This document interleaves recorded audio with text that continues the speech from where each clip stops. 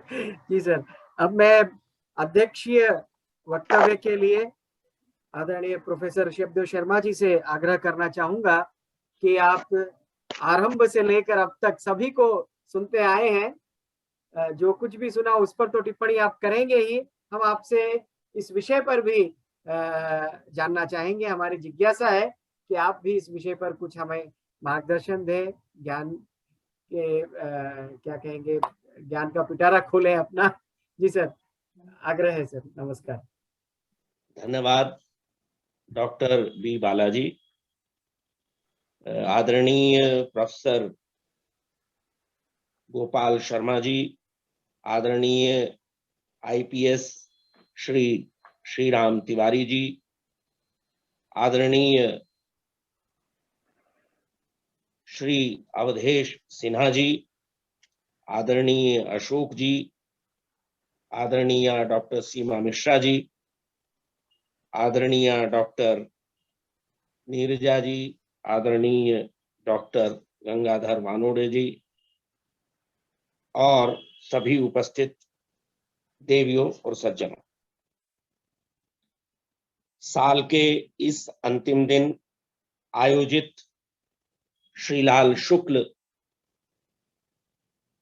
केंद्रित इस राष्ट्रीय वेबिनार के अवसर पर मुझे अध्यक्षासन का अधिकार देने के लिए मैं आप सबके प्रति कृतज्ञ हूं। बार बार अपने पूरे वक्तव्य में जितनी बार देरिदा का नाम डॉक्टर गोपाल शर्मा जी ने लिया, अपने से पहले बोलने वाले या वाली वक्ता का नाम भी कम से कम उसके तिहाई बार तो लिया ही होगा और कहा होगा कि मैं डॉक्टर नीरजा के वक्तव्य का अनुपूरक वक्तव्य दे रहा हूं। ये अनुपूरक शब्द देरिदा का प्रिय शब्द है। कुछ भी मौलिक, कुछ भी नया नहीं होता। ज्ञान की परंपरा सतत परंपरा है, समय की परंपरा सतत परंपरा है और इस परंपरा में हम अपना अपना सप्लीमेंट जोड़ते चलते हैं। इस सप्लीमेंट के दौरान ही हम कृतियों को, रचनाओं को, बल्कि कहें कि संस्कृति को, सभ्यता को, कलाओं को, ये केवल साहित्यिक सिद्धांत नहीं है डिकंस्ट्रक्शन, विखंडन या डिकंस्ट्रक्शन, या कहें कि देरिदा ने जो कुछ भी दिया है विचार, वह विचार या दर्शन साहित्य मात्र के लिए नहीं है, वह समग्र सभ्यता के लिए भी है, सारी संस्कृति के लिए, समस्त कलाओं के लिए, विज्ञान के लिए, बल्कि कहें कि चली आती हुई सारी ज्ञान परंपराओं के लिए। इन सारी ज्ञान परंपराओं में जिस केंद्र को निर्मित किया गया, उस केंद्र को ध्वस्त करके और विकेंद्रित दृष्टि से उसे नए सिरे से देखना, जिसे प्रोफेसर गोपाल शर्मा ध्वंस और निर्माण कहते हैं अपने लेखों में बार बार, ये दोनों चीजें एक साथ चलती रहती हैं। और इसमें, इस प्रक्रिया में, जिसे हम परंपरागत दृष्टि से, आदरणीय अवधेश जी, मैं कहना चाहूंगा कि हम कहते हैं कि साहब बियॉन्ड द लाइंस कुछ होता है। तो वो बियॉन्ड द लाइंस क्या है?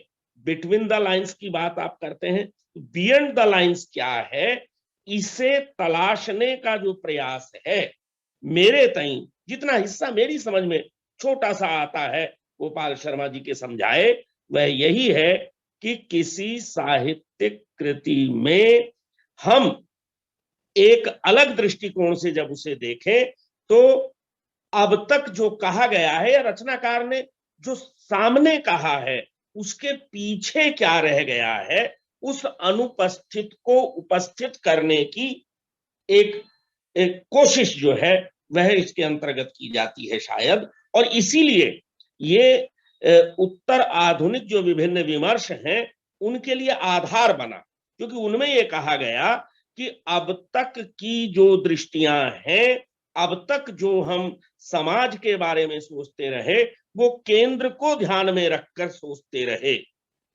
सत्ता, जो मुख्य सत्ता है समाज की, संस्कृति की, साहित्य की, उसे केंद्र में रख के सोचते रहे। देरिदा चाहता है कि हम इस जो केंद्रीय सत्ता है इसको टूटता हुआ देखें और जो उपेक्षित चीजें रह जाती हैं मार्जिन पर, उनके दृष्टिकोण से भी इस सभ्यता और संस्कृति का निर्वचन करके देखें, इसे फिर से इंटरप्रेट करके देखें। इसीलिए जब वो कहते हैं कि साहब पाठ के बाहर कुछ नहीं है, तो असल चीज यही है कि उस पाठ में जो अन्य पाठ छिपे हुए हैं उनकी तलाश करना, कहीं ना कहीं मुझे लगता है कि इसे सरलीकरण कहा जा सकता है, लेकिन मैं देरिदा को डॉक्टर गोपाल शर्मा के समझाए इस तरह समझता हूं।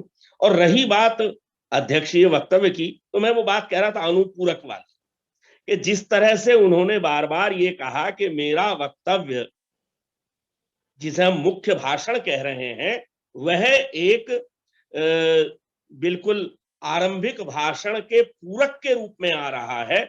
मैं कहना चाहता हूं कि आप मेरे वक्तव्य को अध्यक्षीय वक्तव्य न माने, बल्कि अवधेश जी ने और आदरणीय श्रीराम तिवारी जी ने जो बातें कह दी हैं वो अध्यक्षीय वक्तव्य है। मैं तो केवल एक सप्लीमेंट लेकर आपके सामने आ रहा हूं।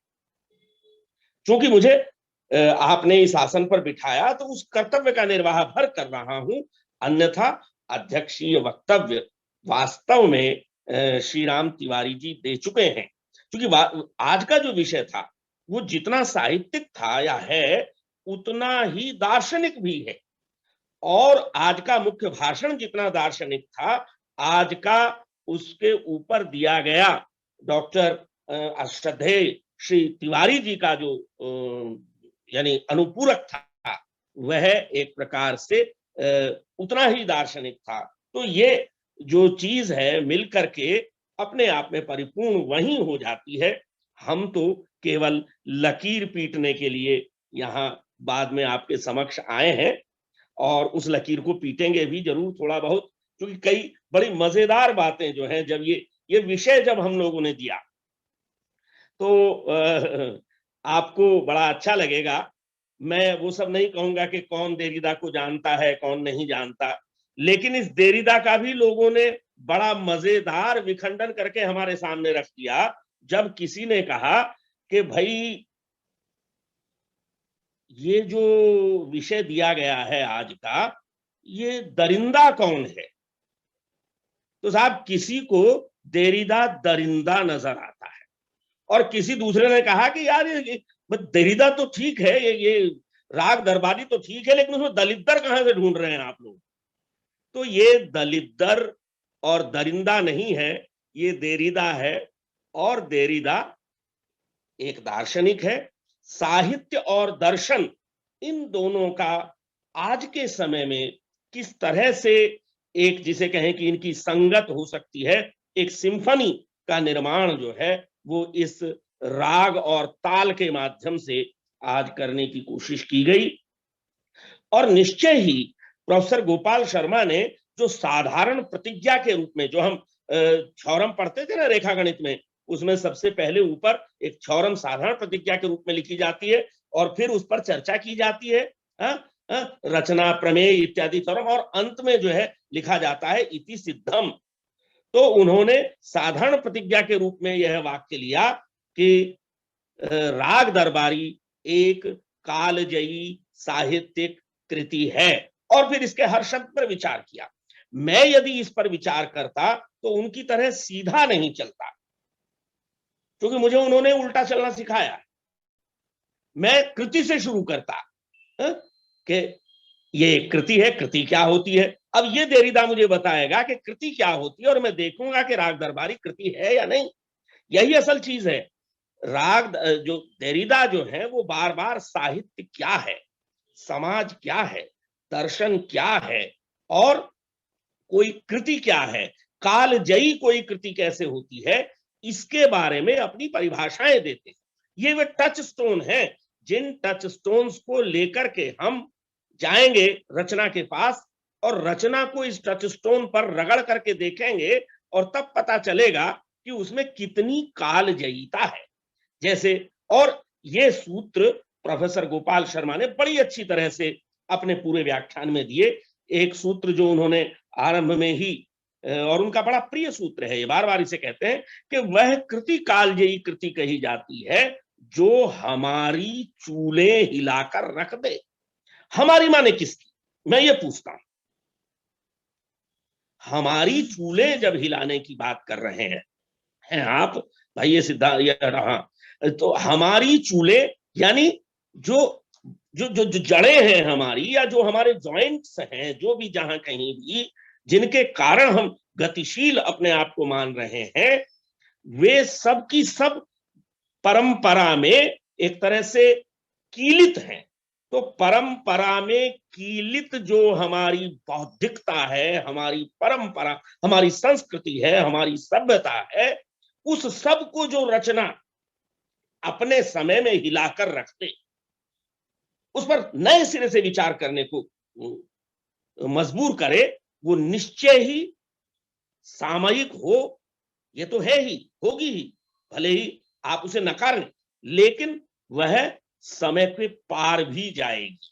और राग दरबारी की खासियत यही है कि उसने साहित्य की क्या परिभाषा है, उपन्यास की क्या परिभाषा है, संस्कृति की क्या परिभाषा है, उपन्यास का मूल तत्व क्या होता है, इन सबको तोड़ करके रख दिया और एक नई तरह की कृति हमारे सामने रखी, जिसे लोग आरंभ में, जैसा कि कहा गया, उपन्यास तक कहने को तैयार नहीं थे। तो हमारी जो चूले हैं, उन्हें जिसने हिलाकर रख दिया, ये एक कालजयिता का एक लक्षण। जैसे कभी किसी ने कहा कि साहब कालजयिता का एक लक्षण जो है ये होगा कि रचना निर्वैयक्तिक हो, आदमी लेखक जो है वो अपने आप को छोड़कर बाहर निकल जाए। अगर आप अपने आप में सिमटे रहेंगे तो कालजयी रचना नहीं दे सकते, आप अपने अपने इर्द गिर्द ही घूमते रहेंगे। लेकिन आप जब अपने इर्द गिर्द घूमना छोड़कर अपने को फोड़ देते हैं और उसके भीतर से जो कृति का अंकुर निकलता है, वह कालजयी कृति होती है। ये शायद, यदि मैं गलत नहीं हूं तो शायद इलियट ने कुछ इस तरह की बात कही थी। लेकिन कालजयिता की जो कसौटी हमारे देरिदा देते हैं, वह एकदम भिन्न प्रकार की है। और मैं इसकी व्याख्या इस रूप में करना चाहूंगा, और इस जो हमने विषय दिया उसके मूल में भी हमारी यही धारणा थी कि नए देश काल दृष्टि से कोई रचना कितनी प्रासंगिक है। देखिए, तुलसी रस शास्त्र की दृष्टि से प्रासंगिक हो, तुलसी मध्यकाल की दृष्टि से प्रासंगिक हो, तो कालजय नहीं हो जाएंगे। तुलसी आज के हर सिद्धांत को आप उस पर लगा करके देखें और पाएं कि कुछ ना कुछ प्रासंगिकता तुलसी की आज भी है। तुलसी के जमाने में वे सारे साहित्य सिद्धांत नहीं थे जो आज हैं, एक अलग सिद्धांत थे। लेकिन हम आज के सिद्धांतों पर रख, चूंकि रचनाकार सिद्धांतों को रख के नहीं लिखता ना, वो तो अपने से लिख रहा है। लेकिन जब आप किसी भी सिद्धांत को लेकर रचना के पास जाएं और उससे उसे प्रासंगिक पाएं, हर देश और काल में उसे प्रासंगिक पाएं। आज 50-60 साल बाद हम यदि राग दरबारी के पात्रों को, स्थितियों को अपने चारों ओर जीवंत पा रहे हैं, यदि शिवपालगंज को हम अपने चारों ओर व्याप्त पा रहे हैं, तो निश्चय ही अभी आज की तारीख में यह कृति प्रासंगिक है। और जब तक ये परिस्थितियां रहेंगी तब तक प्रासंगिक रहेंगी। और इसी तरह जब तक हमें भारत के उस काल खंड को, जबकि ये रचना रची जा रही थी, समझने की हमें जरूरत होगी, तब तक भी ये कृति प्रासंगिक होगी। तो देश काल और दृष्टि के नए होने के बावजूद कविता या रचना या उपन्यास जो है वह भी अपने आप को पुनर्नवा कर ले, उसके नए पाठ रचे जा सके, ये संभावना जिस कृति में होती है वह कालजयी कृति है। मुझे लगता है कहीं ना कहीं देरिदा इस बात को कहते हैं, और हमारे शर्मा जी ने इसे स्पष्ट करने की कोशिश की। एक बड़ी सुंदर बात मैं फिर शर्मा जी को ही कोट करूंगा। वो कहते हैं, गोपाल शर्मा जी को, मतलब साहित्यिक कृतियों में पहले से ही विखंडन की क्रिया चलती रहती है। जैसे आपने कहा कि पूरी सृष्टि में ही विखंडन की क्रिया चलती रहती है, लेकिन हम उसके प्रति कितने जागरूक होते हैं। तो साहित्यिक कृति के भीतर जो तोड़फोड़ चलती रहती है, उसमें निरंतर नए पाठों की संभावना रहती है। यह चीज जब कृति के रचे जाने के बाद भी उसकी पुनर्नवा या पुनर्रचना होती रहे, उसके नए नए टेक्स्ट को टेक्स्ट रचे जा सकें, ये संभावना जिस कृति में हो, ऐसी कृति के रूप में हम राग दरबारी को देखते हैं। बड़ी अच्छी बात मैं पाता हूं देरिदा के एक कथन में कि विखंडन कहीं बाहर से लाई गई स्पेशल फोर्स नहीं है। विखंडन कहीं बाहर से लाई गई स्पेशल फोर्स नहीं है, यह वह परजीवी तत्व है जो रचना के निर्माण से ही रचना में पैर जमाए बैठा होता है। यानी जैसे हम कहते हैं कि साहब, जिसे आप द्वंद्वात्मक सिद्धांत कहते हैं कि किसी थ्योरी का या किसी थीसिस का एंटीथीसिस जो है उसके साथ साथ चलता है और तभी आप आगे चलकर सिंथेसिस पर पहुंच पाते हैं। इसी तरह किसी रचना के भीतर अपने अंतर्द्वंद्व होते हैं। इन अंतर्द्वंद्वों के में ही वे टर्निंग पॉइंट या वे बिंदु होते हैं, जो वे गांठें होती हैं जिन्हें खोलकर आप उस रचनाकार के उन मंतव्यों तक भी पहुंच सकते हैं जो वह व्यक्त भी नहीं करना चाह रहा था, लेकिन उन शब्दों के माध्यम से वे व्यक्त हो गए। अनेक उदाहरणों से ये बात प्रकट की जाती है। इसे मैं कहना चाहिए चाह रहा हूं कि शायद देरिदा को उलट बांसी बहुत प्रिय थी और यहाँ उल्टे आसन की या शीर्षासन की बात भी काफी की गई। व्यंग्य के पीछे क्या छिपा हुआ है, अगर हम यह जानना चाहते हैं, जैसे आपने कहा शर्मा जी ने कि कहीं ऐसा तो नहीं कि श्रीलाल शुक्ल की इस व्यंग्य मुद्रा के पीछे उनके अपने जीवन का दर्द छिपा हुआ, तो उस जीवन के दर्द तक, उन अनुभवों तक भी ले जाने का काम हमें विखंडन ही करता है। राग दरबारी नहीं है यहां, बल्कि दरबारी राग है। और यह दरबार किसका है और यह दरबार किस किस का हो सकता है, इस पर बड़ी अच्छी चर्चा डॉक्टर नीरजा ने भी और डॉक्टर शर्मा ने भी की। मैं दोनों को बधाई देता हूं। और ये कि पाठकों से जो रचना बार बार नए ढंग से पढ़ने की मांग करे, वह रचना नित नूतन होती है। जो सौंदर्य की परिभाषा कभी किसी जमाने में दी गई कि क्षणे क्षणे यन्नवताम उपैति तदैव रूपम रमणीयताया, वह रमणीय है, वही सुंदर है जो प्रतिक्षण नवीन बना रहे। तो जो समय के साथ पुराना न पड़े, जिसकी प्रासंगिकता सदा बनी रहे। तो हम करना क्या चाह रहे हैं, हमें बार बार इन प्राचीन रचनाओं की, ये तो कुछ प्राचीन भी नहीं, तो 85 साल पुरानी है, और पुरानी रचनाएं हो सकती हैं। पूरे इतिहास में, वांग्मय में जो कृतियां हैं, हम उन सब को अपने आज के समय की कसौटी पर कसकर देखते हैं और तब पाते हैं कि हाँ, ये चीज हमारे लिए आज प्रासंगिक है। ये कृति, ये वाक्य, ये सूक्ति हमारे लिए प्रासंगिक है।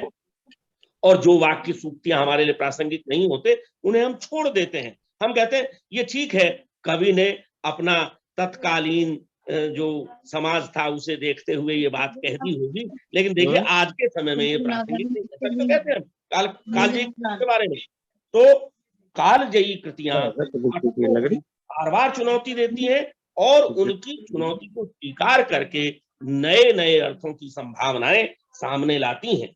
मैं एक और चीज मुझे डॉक्टर गोपाल शर्मा के लेखन में मिली, जिसकी तरफ उन्होंने इशारा किया इस के लक्षणों के रूप में या देरिदा की सैद्धांतिकी के रूप में, और वह है विचित्रता। विचित्रता, अजीब और गरीब चीजें जो, यानी हमें ऐसी चीजें वो हमारे सामने रखते हैं जो नहीं हो सकती, नहीं है, लेकिन हमें विश्वास होता है कि अरे ये तो ऐसा ही है। और निश्चय ही जिस तरह की एक अजीबोगरीब दुनिया राग दरबारी में खोल करके सामने रखी गई है, वह बहुत महत्वपूर्ण है। एक और तत्व की ओर अवधेश जी मैं इशारा करना चाहूंगा। डॉक्टर गोपाल शर्मा ने बड़ी अच्छी तरह उस पर आज तो नहीं चर्चा की, लेकिन अपने एक बहुत लंबे पुस्तकाकार आलेख में इस पर चर्चा की है।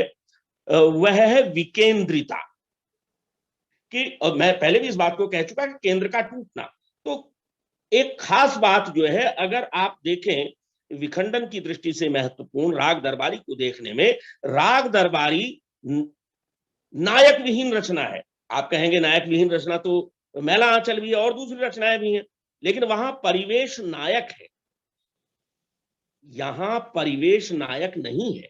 न परिवेश नायक है, न कोई व्यक्ति नायक है। रंगनाथ तो बिल्कुल नायक है ही नहीं, वो तो अंत में नालायक सिद्ध होता है, वापस लौट जाता है।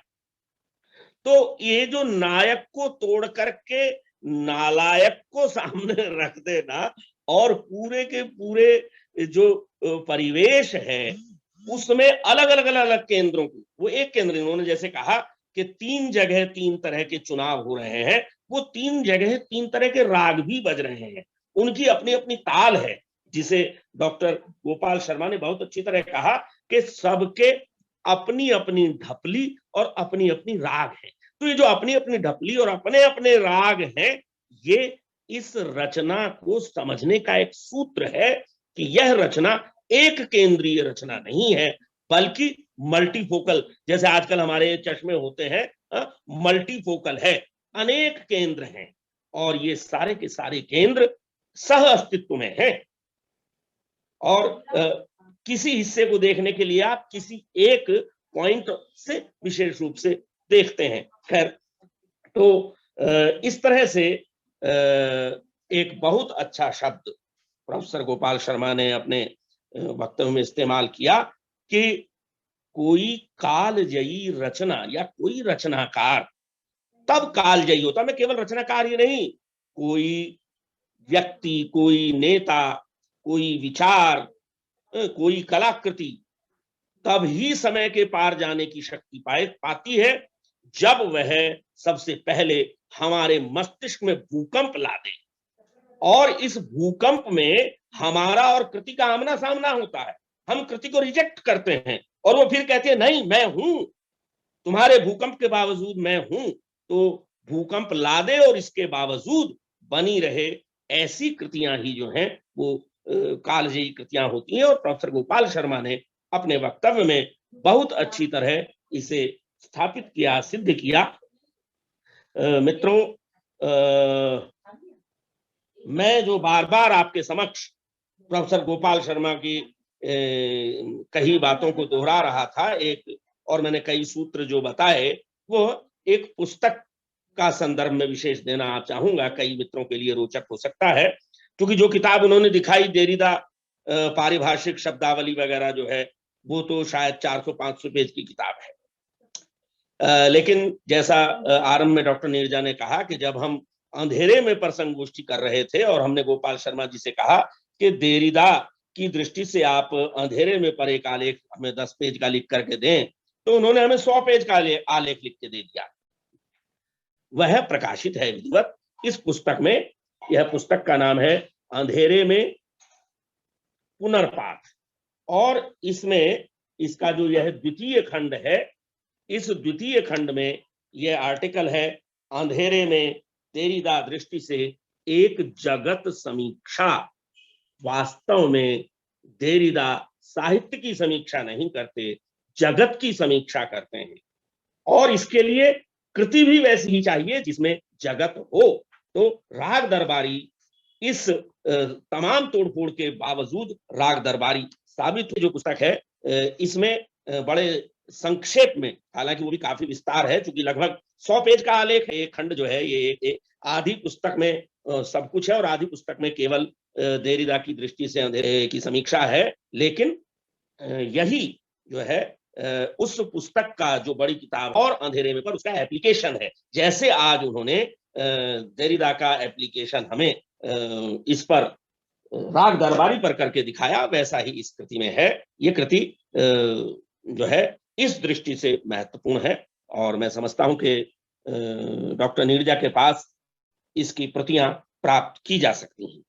मित्रों, निश्चय ही एक बहुत सुंदर शाम आप सबके सानिध्य में बीती और थोड़ा कष्ट हुआ ये जानकर कि पिछले साल इस समय हमारे बीच आशुतोष शुक्ल जी थे, जो राग दरबारी जैसी कालजयी कृतियों के रचनाकार शीलाल शुक्ल जी के सुपुत्र थे, लेकिन आज वे नहीं हैं। हम उनकी आत्मा की शांति के लिए प्रार्थना करते हैं और उनके सुपुत्र यानी शीलाल शुक्ल जी के सुपौत्र प्रिय उत्कर्ष शुक्ल को बहुत बहुत आशीर्वाद भी देते हैं, शुभकामनाएं भी देते हैं और इस बात के लिए उनकी प्रशंसा भी करते हैं कि उन्हें ये एहसास है कि वे किस विरासत के मालिक हैं, किस दादा का प्यार और कर्तृत्व जो है वह उन्हें प्राप्त हुआ है। मैं प्रिय उत्कर्ष शुक्ल को उनके भविष्य के लिए शुभकामनाएं देता हूं। साथ ही आज 31 दिसंबर हमारे प्रिय आकाश तिवारी का जन्मदिन है। इस अवसर पर सभी उपस्थित मित्रों की ओर से उन्हें भी हम बहुत बहुत बहुत आशीर्वाद देते हैं और साथ ही इस आयोजन के बहाने हम सबको यह अवसर उपलब्ध कराने के लिए अशोक तिवारी और सीमा मिश्रा दंपति के प्रति अपनी कृतज्ञता प्रकट करते हैं। जो भी मित्र आए, जुड़े रहे, चले गए या हैं, सभी के प्रति बहुत बहुत बहुत धन्यवाद करते हुए मैं आप सबको आगामी नववर्ष के लिए अपनी और अपने परिवार की ओर से तथा साहित्यिक इस मंच की ओर से आप सबको शुभकामनाएं देता हूं। आपका आने वाला वर्ष मंगलमय हो। हमसे कोई भी त्रुटि और भूल हुई हो तो उसे क्षमा करें। फिर मिलेंगे, फिर मिलेंगे, बार बार मिलेंगे। नमस्कार, नमस्कार, नमस्कार।